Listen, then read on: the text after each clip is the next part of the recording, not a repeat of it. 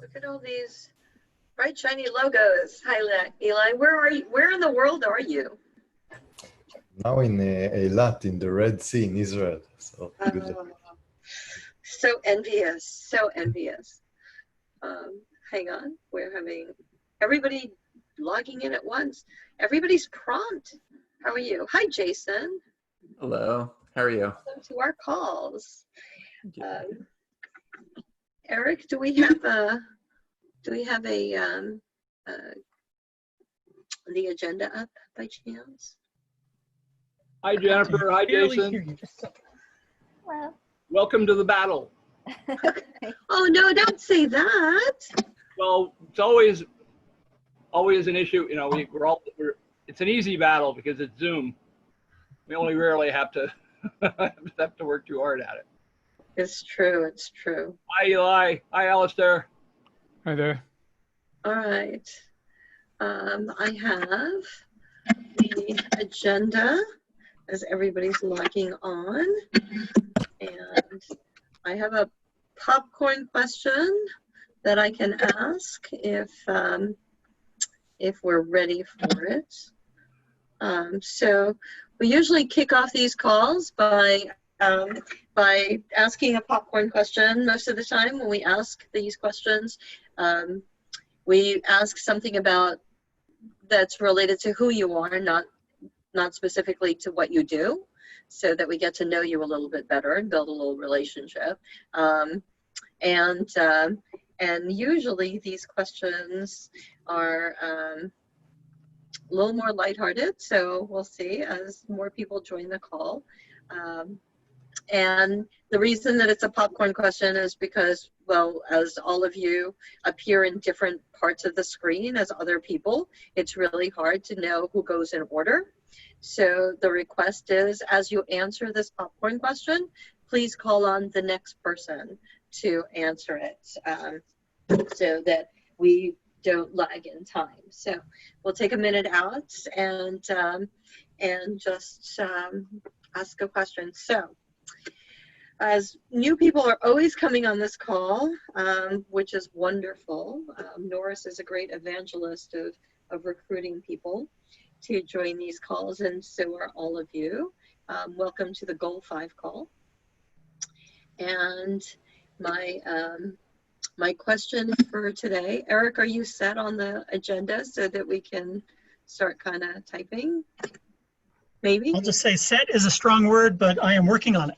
Okay, well, thank you for doing that. I promise not to call on you first. Good morning. I don't know what time it is in Australia, Chad, but we're glad that you could join us. And other people all over the world, Eli over by the Red Sea, and other people joining the call. Okay, so question for today is, first of all, can I ask if everybody has gotten notification that the ESHIP Summit registration is open? Good, we're all nodding our heads. Okay, great. So hopefully you'll all be joining us at the ESHIP Summit. And normally at events, you meet new people. Some you've met before and some you don't know. And so my question for you is what is, oh, first of all, I don't think you're Pava, but you've got Pava's login. So. Yeah, No, Pava. Pava. Yeah, it does look like Pava. Yeah, it look a little different, with tan. A little different. Okay. Not that. Anthony, is that you? Yes, this is me. So. Okay, can I rename you? Otherwise, they're gonna call you. Absolutely. Okay, so let's, Anthony. Yeah. Welcome. Thank you. Just so nobody calls you Pava. Not that there's anything wrong with that. We all have pet names, but it'd be a little weird. Okay, so popcorn question, and we'll get started, is what is the best or worst conversation icebreaker you've ever been asked? Okay, so what is the worst question that that people have asked you or can ask you? And I will go with something fairly simple. because I look like I do, a question that I'm asked very often when I meet people is, where are you from? Which is a very awkward question if you don't know what they're trying to ask. And most of the time I will tell people I'm from New York. And the follow-up question, which is the thing that annoys more than anything else, is, no, where are you really from? And I don't want to say I'm from Toledo. I just say I'm from New York. No, I grew up in New York. So, okay.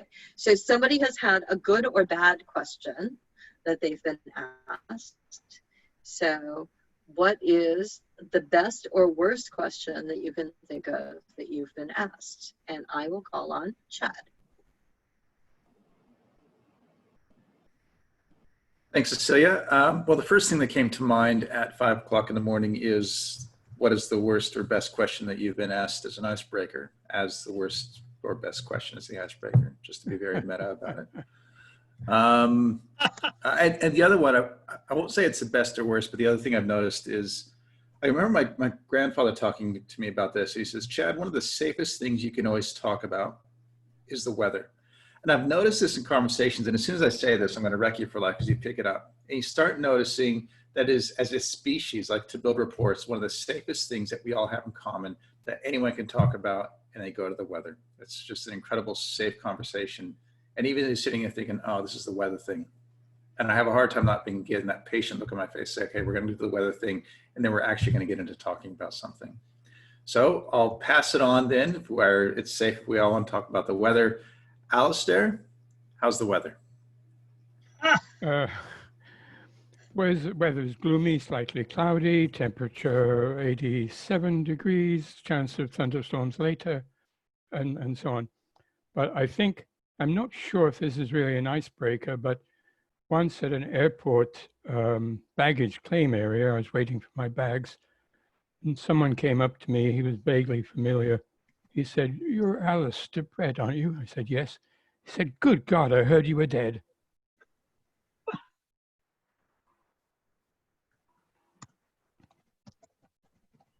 I will popcorn it to Jackie. Oh my. Okay. So I can't think of a worst question. Like, I can't think of a bad question. Maybe because I don't pick up on social cues when things are actually an insult. That's very likely. And then the best question, I'd agree that the weather is a great one. So that's pretty safe. So I'd have to agree with that one. And I'll popcorn it over to Jennifer. Yeah, actually, I just shot in the chat because I think really that just shows that your perspective is really positive. That you haven't heard a bad icebreaker question. But I think that for me the best and worst one is, what do you do? So I'm based in Washington D.C. Obviously, everybody's kind of a social climber, but it's actually, I used to hate that question, but I think it's actually in DC in particular, where people come to try to work on things that are about their passion, I think it's actually a good one. So I'm gonna popcorn it over to Jason. Sounds good. Yeah, so I can't think of a specific question. So if you don't mind, I'll cheat slightly and say my favorite icebreaker game is Two Truths and a Lie, because I think that one is always very revealing and can be fun. So I'll go with that. And now that your name is updated, I'll go with Anthony. Yeah, thank you, Jason. The worst icebreaker. I think that, you know, I've had a fair share of pretty bad icebreaker questions. I think that sometimes when you're very articulate and a minority in the space, sometimes people go, "Wow, you're so educated," or like they ask you where you go to school as almost like a validation for your intelligence, which has happened to me over significant points in my life. I also, during a period in my life, used to wear, like, well, I still do, I wear a Jewish earring because my family history. But being like I look, some of the questions I get probably the most from a whole range of people is, you? How? I usually explain, no problem. There's Ethiopian Jews, which some people in the Jewish diaspora do know, but that's why. But it's a question I get pretty often because I think I wear the earring. That's probably like one of the worst questions I got was somebody asking me, was I circumcised? That's the first question that they had. Like that was like the first. That was an icebreaker to them. I was like, wow, that's a personal icebreaker question. But alas. And I'll popcorn it over to Norris.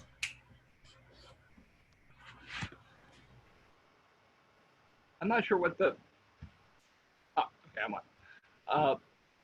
Best or worst kind of depends on the situation. There was a bit of a garble, but Jason, you mentioned the favorite flavor of ice cream. Is that what you had said? Oh, no, I had said the game, Two Truths and a Lie. Well, the best flavor of ice cream is a pretty good one, and it has a lot to do with my being here because my mom and dad on their first date went to the ice cream place, and when the server said, "What flavor do you want?" they simultaneously said peppermint. So blame ice cream for my being here. And you're laughing too hard, Reagan. You're next. Should keep my mouth shut sometimes. The worst question that I've had as an icebreaker is, how are you feeling? There's just so much that's attacked onto that. And so the answer is always, oh, just fine. No. Next up, how about CJ? Well, boy, what struck out at me, this may take actually about a minute to explain, but it's got an interesting connection. It struck out at me because it was the best and worst question at the same time. When I was in my very early 20s in New York, starting my first businesses, the guy that was synonymous with successful business, again, was Donald Trump. And I had spent weeks trying to get a meeting with him and my partner. And after a while, he invited us to sit in on a meeting with some other going on there. We had never met him or anything. We got there, we were dressed up in 15-piece suits and all that to meet the guy. And again, we had never met him. We get there, we're in a conference room with all sorts of people, and we're clearly in the wrong meeting. And he walks in and makes a beeline over to us, past the bankers and everything, and looks at us and says, "What the hell are you guys doing here?" And we were shocked. We didn't know what to say. Then he burst out laughing and he said, "Hey, CJ, good to see you again." And he made us feel like the most important people in the room. But, you got to realize, what the hell are you doing here in a meeting with all these bankers was really threw us off. But at the same time, it was meant to make it seem like he knew us forever and to make us feel important. So that stands out as the best and worst question. Who didn't go yet? I think, was that the last one? Monica. Okay, Monica. I would say one of the better icebreakers was in a group meeting, just asking people maybe like what their most favorite or most memorable job has been in their career. And it kind of gives you an idea at least of what people really like. And some people are currently in that role and some are still trying to get there or have left it and moved on. So it's just a really kind of interesting question to get a perspective of the group, I guess. And Eric, I don't think you've gone yet. Let's see, and I'm cheating a bit, but it's sort of an icebreaker that someone asked the other day, which is, what's the saddest thing that's ever happened to you? Because that really brings a meeting to a, really forceful, good start. So with that, I'll hand it back. Cecilia, did you go? Oh, I did. So Jennifer, Eli, Michael, did I get that right? Any of them? Thought we got from Jennifer. Eli, you didn't go, Eli? How about you? No, I'll go for it. Yeah, I guess the worst questions, and I do this as well, so I'm trying to work on it. Is the questions that are more like judging and telling you what's my opinion about something instead of curious questions. Usually they have to do with politics. So those are the ones I most dislike, and I'm trying to also work on myself on them. So kind of like my thing. Great. So I think that's. Michael, who did didn't you go? I think Mix didn't go, and Elisa as Yeah. well. If I'm not mistaken. So maybe you can pass to Elisa. Yeah. Hey y'all.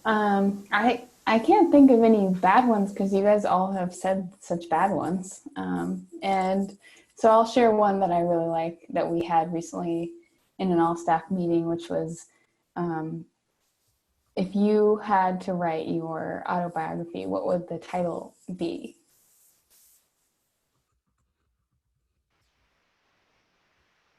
Nice. Michael, are you on audio, or are you going to type in a? I'm here. Can you hear me? Yes, we can. So I would say the worst would be, what do you do? Or maybe the worst is, tell me something about yourself that most people don't know. I love that question. What are you talking about? I'm going to be sure to ask you next time I see you. All right. Did everyone go? Jennifer, you went, right? And then I'll ask you if you're circumcised. All right, touche. Okay, and on that note, as we turn it over, I think, so these goal calls have been wonderful, and really appreciate all of you for attending. We are currently looking at the possibility of what these calls can look like post ESHIP Summit. I think that we've come to a point where they're evolving, and there's a want and a need to have some cross-goal collaboration discussions, because all of these goals are kind of intertwined, and it'd be really good if we had somebody here from, what other goal group, name your goal group, and so the ESHIP champions, of whom some of them are on the call, are really putting their brains to thinking about that.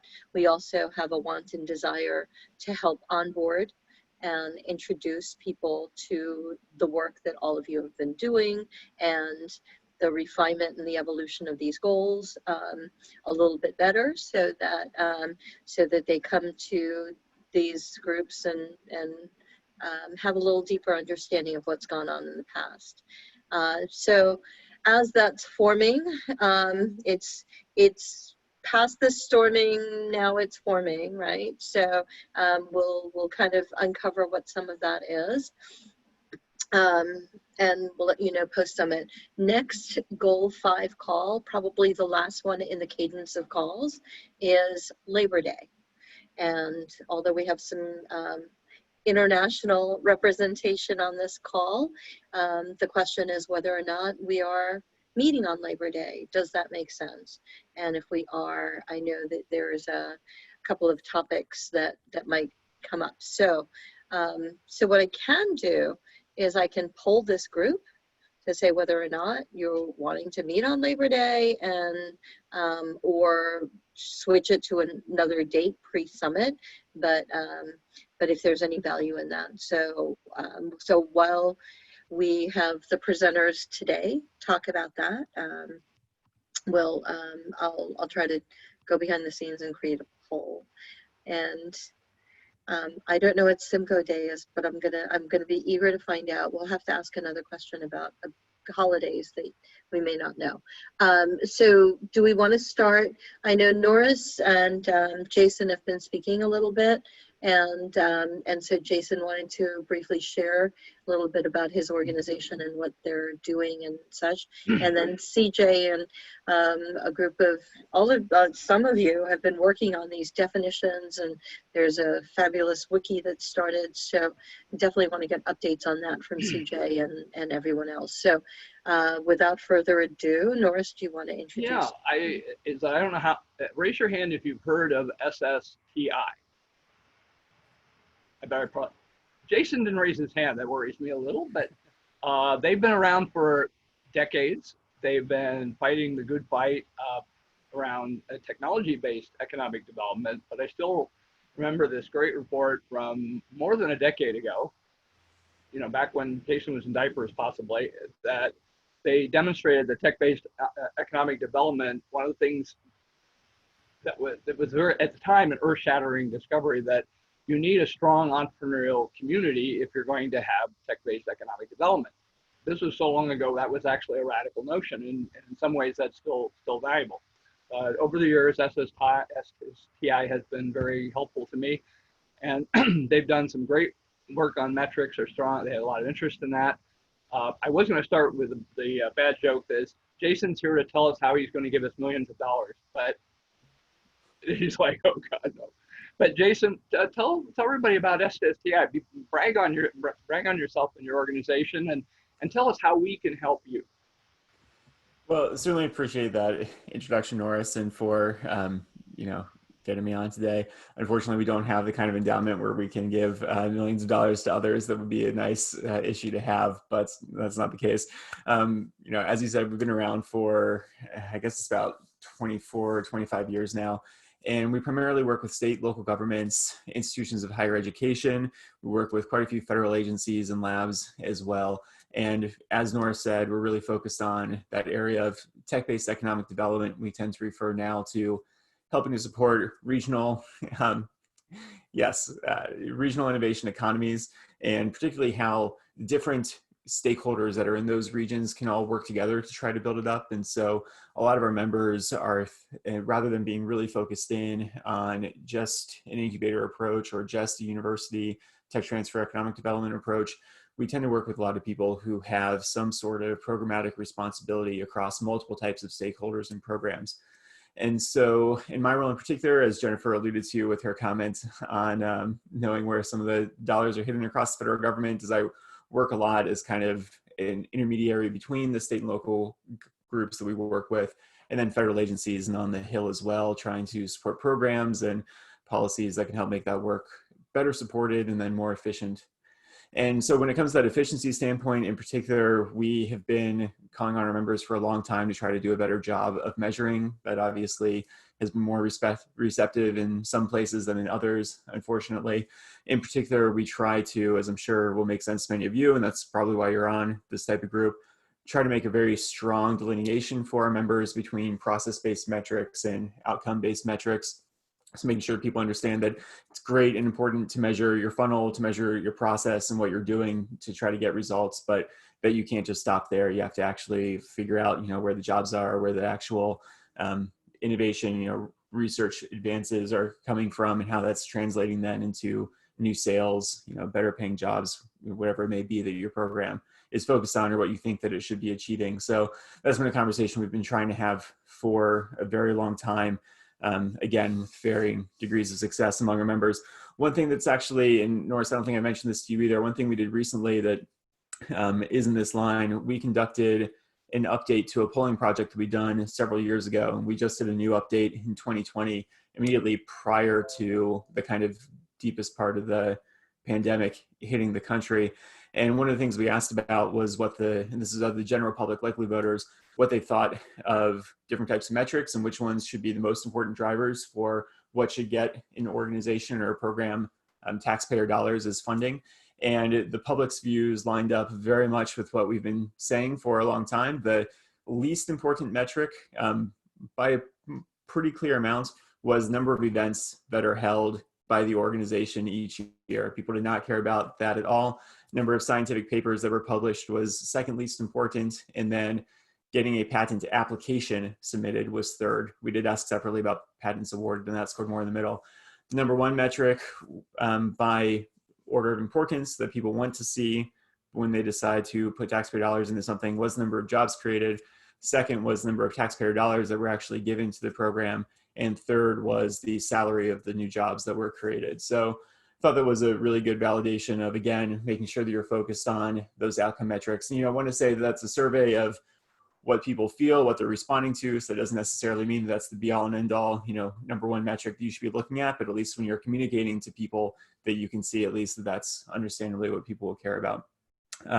So one last thing, and then I will stop. In addition to just trying to have that conversation and driving our members on measuring their own programs really well, we provide a lot of relatively macro level measurements too. So if you're looking in particular for an American context of what's happening from an innovation economy standpoint, so jobs that are created, also some broader economic signals like GDP per capita at the state level, research dollars that are being invested in at the state and also municipal level, business creation, metrics like that. We publish a lot of that on our website in a series that we call Useful Stats, and that's available to everyone, whether you are a member or not. We are a member organization. That's where about half of our revenue comes from, but we given off too much away for free probably since the think tanky part of us, I guess.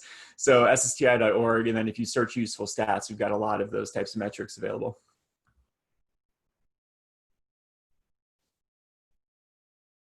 And Norris, you look like maybe you're talking, but you're muted.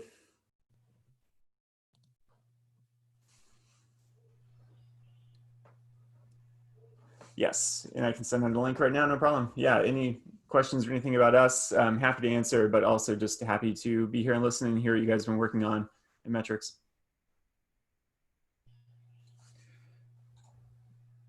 That's great, Jason. Norris, I still Norris. can't. Yeah, you're still muted, Norris. Here's my expertise. Can you share the a link to that report, or is that confidential? Let me see. I've got a link to our overall survey findings. I don't know if I have yet a public link to the metrics related question. So let me chat this and see if I have something that's a summary would be great. Because there are a lot of discussion whether jobs is very popular, obviously, but it has certain flaws to it that we're all kind of aware of. But we'd love to see your insights on that. So thank you. Absolutely, Jason. Question, if I may. It's really interesting as far as obviously what people look for versus what's measured and what we often report. And we often think that if I have enough events, then at some point in the future, I'll create jobs, and that lead versus lag measures. Have you found a difference in what maybe the public sector or government's looking for as compared to the general public? Were you able to segment the information based on that? So in the poll that we did, we weren't able to, differentiate people who have a government job from other people. We wouldn't have had enough to make a true comparison there. The one thing that I'll say from doing an awful lot of conversations on the Hill for close to a decade now, which I'm sure pales compared to some of your experience, but and then also working with a lot of state governments, I will say that what I tend to find, especially over the past maybe 3 to 4 years, is it seems like the staff members want to know that I have numbers, but they don't ever want to talk about them. They want to hear a couple of stories about something that's going on in their district, and that's been a lot more impactful. If they can see like some sort of data sheet in the packet of information we have, then they're happy, and I don't ever know if they actually go back and look at what the numbers are. Particularly for us, since we're working with programs that are more focused on innovation focused, jobs are obviously pretty late in the growth curve for a typical startup. And so we're often not able to kind of compete with a traditional economic development program that's going to be funded a lot of times out of the same budget on a straight jobs number. So, to your point about jobs being difficult, we do tend to focus more on quality. And I think it's fine to have a different perception. The main takeaway I took from the polling numbers was for our members in particular who are trying to make the pitch to their general audience, like we have UC, Ohio, Maine, sometimes California and Texas are even doing voter referenda to try to get funding for initiatives that are going to support innovation. And so for those cases in particular, where you're going to go and look at the general public as one of your primary stakeholder audiences, making sure that you're aware of this then should be really helpful. And do you find there's a lot of it, sorry, just real quick follow-up. Do you find there's an education piece then between people ask for this, but then you need to say, well, here's the stories and here's the information, and here's some other metrics that are important. which will lead to that. And so it's educating them on what to ask as much as actually giving them the metrics that they do ask for. Well, I definitely think, yeah, there is a very long communication process, and it can be very difficult, especially a lot of times with the time that in the space that you have available through a lot of media. That's definitely a real challenge. One of the things we did that was nice in the poll that we had is that we put together a relatively brief, it was about a half-page narrative of what it means to us, at least, to have a science innovation policy. And we actually essentially dial tested it so that we could see people's word by word even response to that message. And we gave them a statement that in very, very brief read, America used to do really, really well on these metrics, were essentially Nobel Prizes and transformation of innovation. And we're no longer leading the world in all of these metrics. You know, we've declined, and you can see people are very positive, and then you tell them the bad news and they get very negative again. And then you say, but investing in these programs can correct that. And they're like, oh, great, excited. And then you ask them how they feel about those investments and they get very happy. And then that question of the metrics then came in the context of, here are policies that you've said you've supported, but which metrics would make you actually want to invest in them? And so that's where it came from in context. But the point being that when you have that ability to communicate with them, it really helped drive that positivity. But we have learned over doing this from a couple of times, as well as our experience, that you have to, especially with general audience, which includes many government stakeholders, as I'm sure you all know, really make sure you're getting rid of that jargon as much as you possibly can. That includes things that even some of us don't think about as being jargon anymore, like tech transfer, economic development. We did some specific word testing in economic development. People are all thinking the basic definition of the term, that economic development means I'm going to have more employment opportunities and there are going to be more investments in my community and it's going to be a nicer place to live. Whereas if you're talking to someone in the government usually, or someone who does economic development, they're often talking about recruitment and retention plans and incentive programs to bring call centers and manufacturers to the community, right? So it's just, even things, again, that we're not thinking about as being jargon can really get in the way when trying to deal with the general public. Eric had a question in the chat. You want to echo that, Eric? Yeah, and I think you already partially covered this in your answer to chat. I'm wondering if there's anything else that you'd want to bring up. I'm wondering ways that you found have been particularly useful to help, whether it's states or regional efforts, help make the case for those efforts. Anything else come to mind? Yeah, well, one of the things, and it came in, I think, fourth on most important, return on investment. Whenever we have members who are able to calculate out what the actual return is to the taxpayers, I think, again, talking about different audiences, that for government stakeholders, appropriations committees, that those types of metrics are really, really valuable when you can show that there is an actual return for investing in the program. I've seen that backfire, though. There's a couple of programs I've seen have such strong investments. They're like, oh, you probably don't need our money anymore, since, private sector should want to do this since you can get such a great return. And then having to explain that, well, getting someone off of public assistance doesn't actually provide a return in the private sector, so it doesn't actually work this way. But, I think ROI is a really powerful one for those stakeholders. So when we have members who can or are willing to make that investment, because it can be hard, I think that's usually worth it. Okay, we have time for one more question. I know Jackie had a question. Jason, how can we help you? How can we help SSTI? Because you're a national resource provider for us, but we have woefully neglected you. So how can we better work together? Yeah. Besides millions of dollars. Yeah. I mean, obviously, money's always an issue, right? But I think that one thing that we would love to see coming out of this committee and coming out of ESHIP overall then would just be really pushing more organizations on having quality metrics, which, I think that's a common goal here. So I'm sure it's preaching to the choir, but that is just such an issue. We see so many new organizations popping up, and all you really ever see is their process metrics, and then it's not clear what's being done. And in particular, where it gets to be an issue is that then you go and try to have a conversation with a state or federal legislator, and they're like, well, why would we fund this space? I know that there are like 18 incubators that already exist, just to pick one program, out of a hat. This is true in other sectors. And it's very difficult then to have a conversation. Well, I'm not sure how many of these are actually doing anything real or tangible, because none of them are actually publishing what their actual results or metrics or impacts are. And so sure, you have 18, but how many of them just exist on paper or are doing real good work? So having some sort of standard that's coming out of this about not only should you measure your work, but it should also be public and accessible. And that's something that we obviously are still pushing on members and state governments to do as well. But I think having that reinforced by this group and, you know, therefore to a degree by Kaufman would be really impactful for the field as a whole. Okay, so I want to give Jackie a question, an opportunity to ask her question, and then give CJ time to share information. Thanks, Celia. Jason, so my question is that is SSTI or their audience interested in any social impact metrics? You kind of touched on this in terms of making it general to the audience, and the audience might be interested in their local improvements and so on. Is there specific social or environmental goals that SSTI has started or is interested, or you foresee would there be interested in kind of measuring?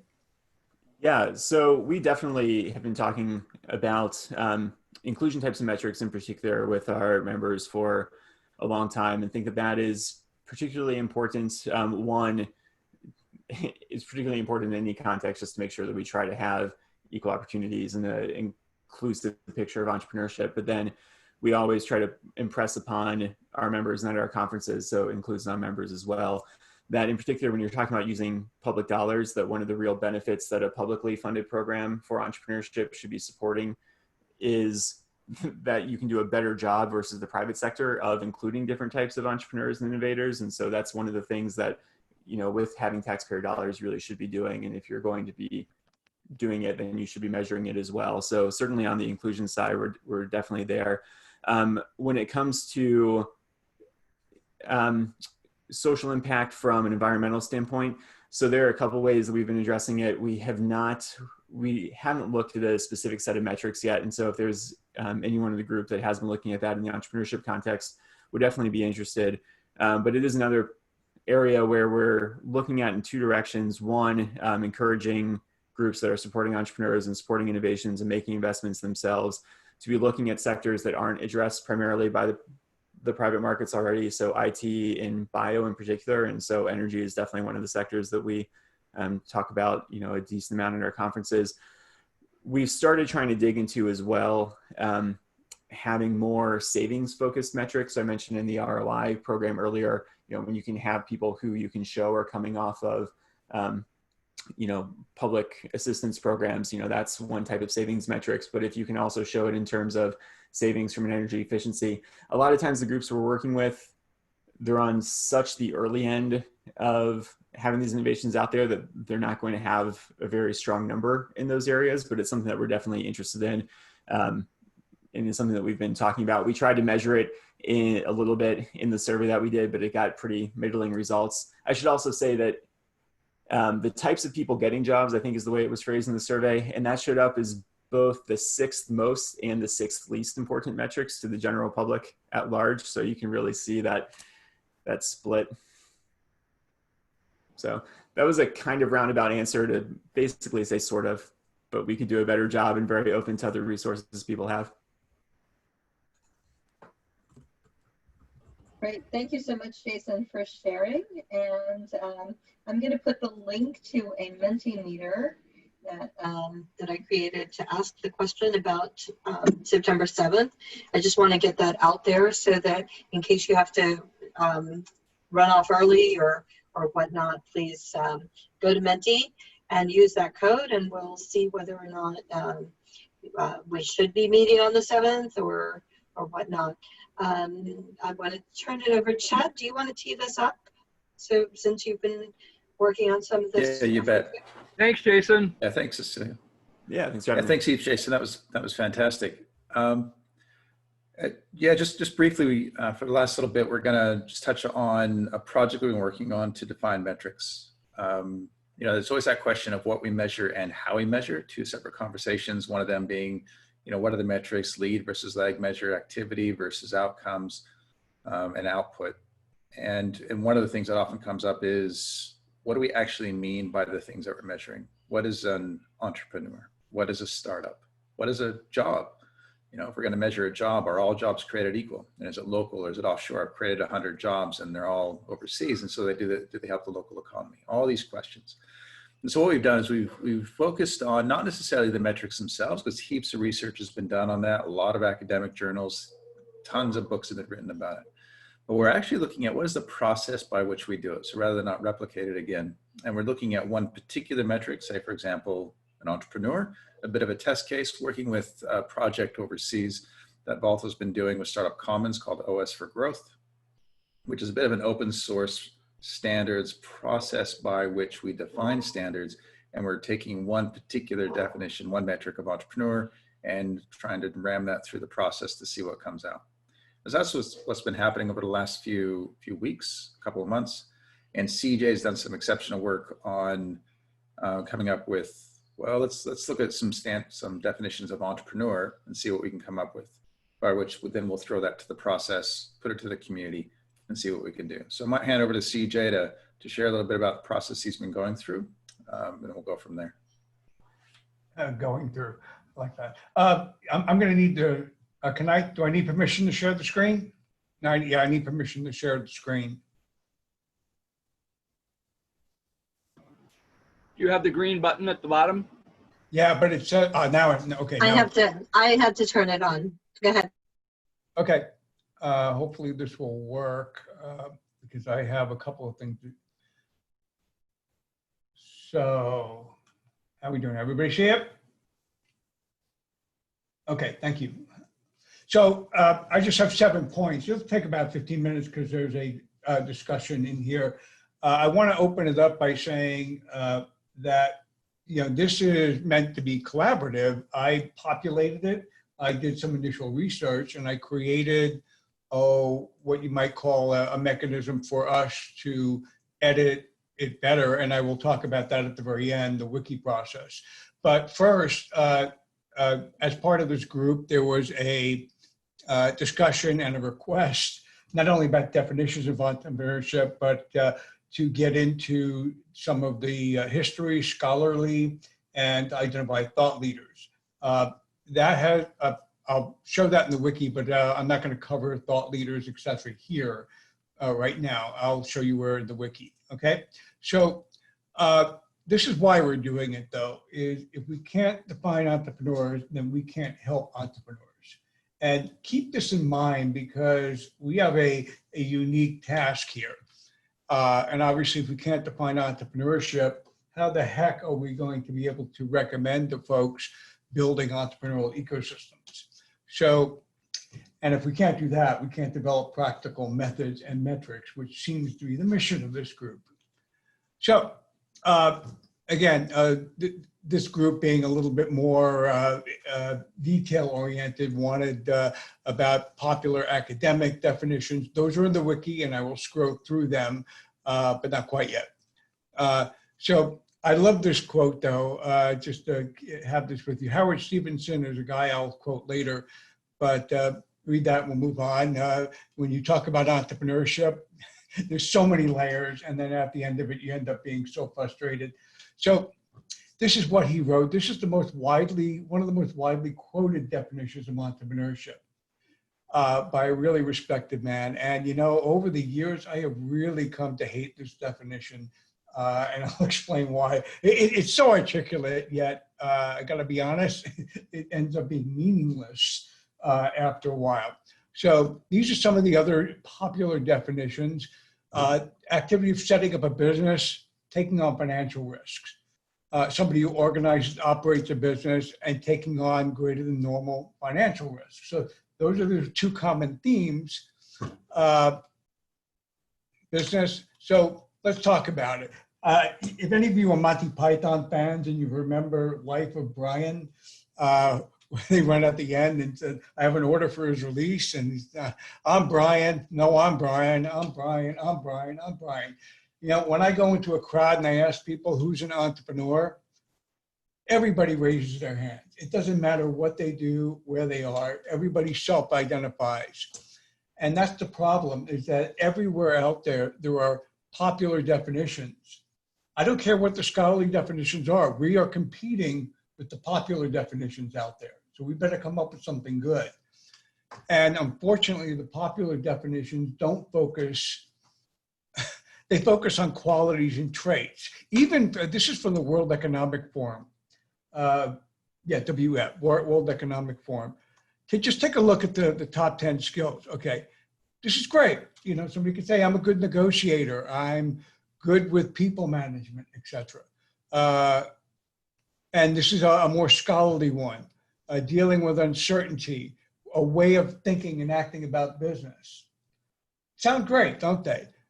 And here are some of the more popular ones that people read. It's like a Cosmo thing. If you believe anything is possible, if you're taking risks, if you're scared, if you're trying, you're an entrepreneur.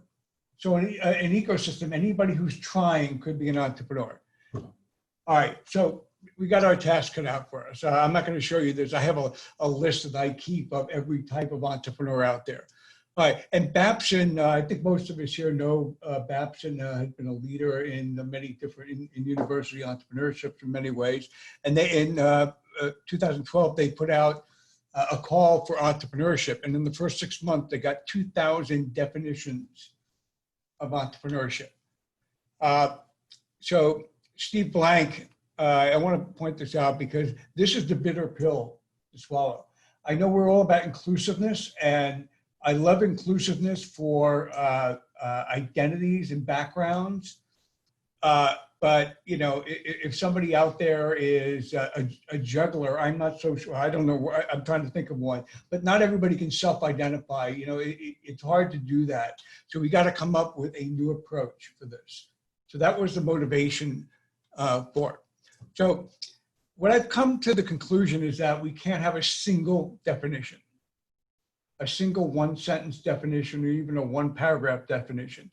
That's not our job anyway. Our job is to come up with something by which we can develop metrics and methods for it. So it doesn't necessarily have to be one definition for it. And as I said, because the ecosystem builders have to know who the entrepreneurs are and who they are not. This is a big deal, all right? And therefore we can measure their outcomes and impact. If we can't identify them, we can't measure them, okay? And we can't allocate resources to the right people. I can't tell you how many times somebody comes to me and says, I'm an entrepreneur, and they have a jewelry making business, and they're looking for venture capital. Okay. Don't worry, these are in the wiki, but these are some of the reasons why we need to do it. And here's some of the criteria. I came up with, well, three and a half. And I'll explain what I mean by this in a minute. Is we can define them by observable and measurable criteria. What do they do? Right, you can observe that, you can ask them, what are the outcomes? And when I say outcomes, I mean the expected outcomes. So for instance, there's a different set of expected outcomes for a lifestyle business than for a growth entrepreneurship venture capital funded business. And what are the different resources required? These can uniquely, when I say required, I mean typically required. You know, again, if the jewelry maker comes to me saying he requires venture capital, that's not what I mean. What I mean is for a lifestyle business, what are the resources required? So here's what I want to get to. We want to distinguish between, you know, if somebody comes to us, we want to have some sort of list. Actually, I come up with a table where the ecosystem builders can identify what kind of entrepreneur they are or if they're an entrepreneur at all. Okay, so here's what I'm going to do. Are you able to see this in my screen? Did it just change tabs? Okay, thank you. Yes. So this is in parallel to the wiki, but I wanted to show you this because this was my proposed approach for this group to work on. Instead of one definition, is to come up with something where we could say that if somebody came to us and said, hey, I'm a lawyer, I'm an entrepreneur. Raise of hands, if somebody said, I'm a lawyer, I'm an entrepreneur, how many people would agree that a lawyer with a practice is an entrepreneur? A couple people might. but generally no. But you know what? The problem is that that lawyer has self-identified as an entrepreneur. We need some criteria for it. How about a lawyer who's got a practice with 40 employees that he established? Is he an entrepreneur? I'm on the fence with that, but yeah. But how about a lawyer who's got a practice that is doing something that's never been done before, delivering law, let's say through the internet? Okay, so in that case, he's working on some kind of innovation. And that could be one of the distinguishing factors. I think one of the most common ones is that they need to be a founder unless they are an entrepreneur or perhaps an inventor, somebody who licenses. We don't want to exclude somebody from a university who potentially might be licensing and patenting, but they require a different set of mentors, a different set of resources than the entrepreneur who is a social entrepreneur, for instance. Okay, so this is what I'm proposing that we work on, is to come up with I don't like a table. A table is a little bit complicated, but a specific checklist or bullet list where we could say, look, these criteria make an entrepreneur for the purposes of ESHIP building. And but in this case, the reason I have all this here is so that you can look at it to see where if we have criteria like that, the ecosystem builders know who the entrepreneur is. The ecosystem builder knows either how to provide them with resources or connect them with resources. The ecosystem builder knows what success looks like. The ecosystem builder knows how to help them with the right activities. So for instance, the right activity for a small business entrepreneur is usually, those operational skills of accounting, bookkeeping, a little bit of HR. Whereas somebody starting the next Facebook in the early days isn't going to be focusing as much on accounting as they are on pitching and fundraising. Okay, so next one here, basically done here. The last thing which is not reflected in there is I'm proposing maybe we also further refine for the stage, because what in my previous one, I have not accounted for stage, even though it's implied in there. The stage of company from very early stage, seed stage, startup. Okay, talking about the wiki. Actually, I think I have it up here. No, I don't. Okay, so the reason I put it in the wiki, aside from it's easy to organize, is because everybody can modify, and and you can discuss about, by the way, anything in here, not just the definition. So if I had a draft of definitions here, if you look up in the upper corner, once you log in, we can discuss it. We can view the editing history. There's not much of an editing history here, but I can show you something here. This is Wikipedia, which uses the same software as I use. It's wiki software. And you can see that there are years and years of edits and discussions all around different parts, whether it's grammatical or otherwise, just in case some of us here weren't exactly familiar with the wiki process. So going back to, did I just get rid of, am I still sharing? I am? Okay, thank you. So back to the wiki is in here, I have put in, I haven't put in the table, but I put in the criteria for the table, etc. I'm inviting everybody to refine this, but I think now that I've created a framework and a basis for discussion, this is not, basically this is a stake in the ground. Is that what, yeah, that's the best term, stake in the ground. But hopefully to accelerate us coming up with something, a one-pager or a two-pager for others, maybe by the ESHIP Summit, to say, look, for the purposes of ESHIP building, this is what we consider entrepreneurs and the different kinds of entrepreneurs, so that in an ecosystem, We know who isn't, and we know how to connect them. We know how to help the entrepreneur.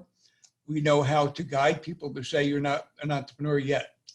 I couldn't put a percentage on the progress I've made here. I might say 60 to 75%, 85% if you take every one of my recommendations. But I don't want this to be contentious. But we have a real chance here, especially if we tell the world, look, entrepreneurship. Well, let me say this. I've written about this before. 150 years ago, the term scientist, or 200 years ago, someone says, I'm a scientist. Okay, you can accept that. Today, it's too broad, it's too vague. We say I'm an engineer, we say they're a physicist, because there's something specific. And even more specific, a physicist is someone, you may even say a nuclear physicist, right, to define them and refine them more carefully. And we don't really allow people in popular culture to self-define as a scientist. If somebody's having a debate on climate change and somebody says, well, I'm a scientist, here's what I think, the first question people are going to ask is, well, what do you do? Where are you affiliated with? What have you done to prove that you're a scientist? I don't know if we want people to say that about entrepreneurs, but I've said this, is that, when they invented the personal computer in the mid-70s and put together the first personal computers, certainly that was an entrepreneurial act, building them and selling them. Today, a factory worker can create 1,000 of them in an hour. It doesn't make him an entrepreneur or her an entrepreneur. It just changes. The bar is raised, the definition changes. So it's up to us now, I think. We have a great opportunity to tell the world that the definition of entrepreneur has changed such that you just can't have one definition anymore. And it can't be something where you can self-define. Basically just saying, I think I'm an entrepreneur because I take risks. Because what you might think, you may be taking unnecessary risks, stupid risks that no entrepreneur would take. And it just makes you a risk taker or reckless. So I think we have an opportunity here to refine it, define it, and keeping the eye on the ball that this is specifically for the purposes of metrics and methods or ecosystem building. Okay, that's what I got. Questions, anything else? Anybody can sign into the wiki. I haven't limited it to anybody. Thank you, CJ. Let's go back to seeing everybody. So I'm gonna stop your group sharing. Thank you for, will you share your slide deck in the Slack channel? And for those of you who don't have access to the ESHIP Slack, I think it's in the 5X, but not in Slack or did you say Slack or chat? Slack. Will do. Okay, then this way everybody has access to it and they can look at it. That's a really great job. Thank you.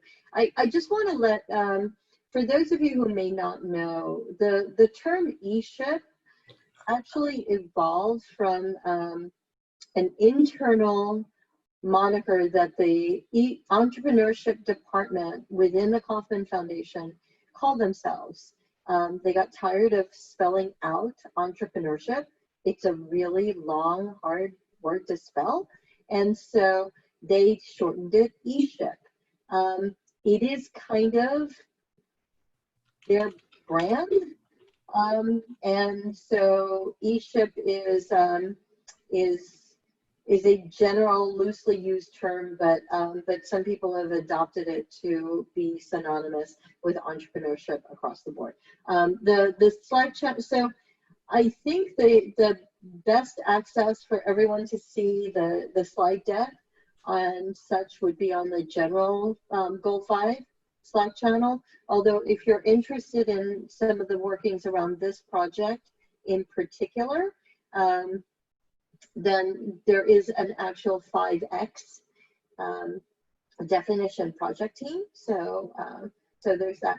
Michael, you know, I love the fact that you actually had something called ESHIP. It's like you were meant to be here anyway. So I want to give everyone an opportunity to ask CJ any questions in the remaining time that we have. I just want to show you a quick snapshot so far. If you have not voted, the Menti go to the Menti. The code is up there. So far, leading is not on the 7th, but meeting on Tuesday the 8th, probably the same time that we normally do. If we put it in on the 9th, we would have to shift times because there is another call that takes place then. So if you have not voted, please do vote. And if you have a question for CJ, please feel free to ask that question. I'm sorry, where do we vote? I didn't see anything pop up. So go to menti.com. If you'll go to Menti, here, I'll put this again, and then type in that code.